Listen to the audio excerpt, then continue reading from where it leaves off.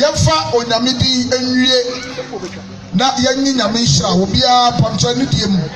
moma yensori nyina ho na yemmɔ mpaye enne nyame ase ne die mu ada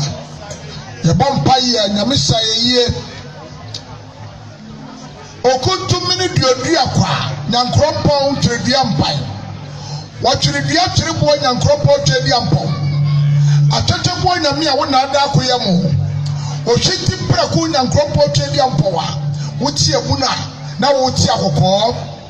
asonkase ayedu akira hasuo nkayan kocha mansa jansa abofo yedu akira yetasia na nkunkwa wosere bidie bonti Yesu a wonto awia so tafre boso anansisi katache Yesu a wotutu wanamo si poso na pusuo anka wonase wotiamre tiafum katache a wotie apoasroche ama eyekom mobro wanya nkropo twedi ampon wona agira court di ma mobro wafo wona ne bafan tumirika wona ne mum nante e wosumu wona ne onifrani nsoso anante wosumu osiade ye nyame yi ye fra wo katachie ye fra wo kuntunkurunkum ye fra wo kunkuramwa ye fra wo kantanka ye fra wo mitumnim wote sa epumu botai epumu asoroche na enso etimi ntuda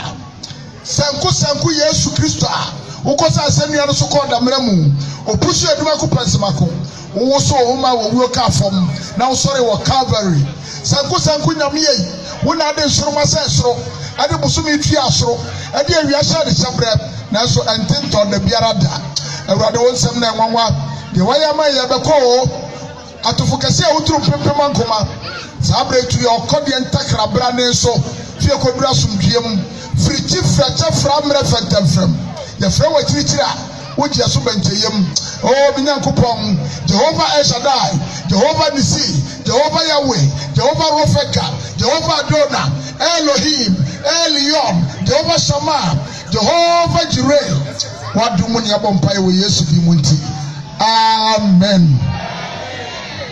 Nana Adjei Sikapa. We dia anadwo ya medimani kran. Na nyame ya domo a come Facebook page Sikapa Root Culture.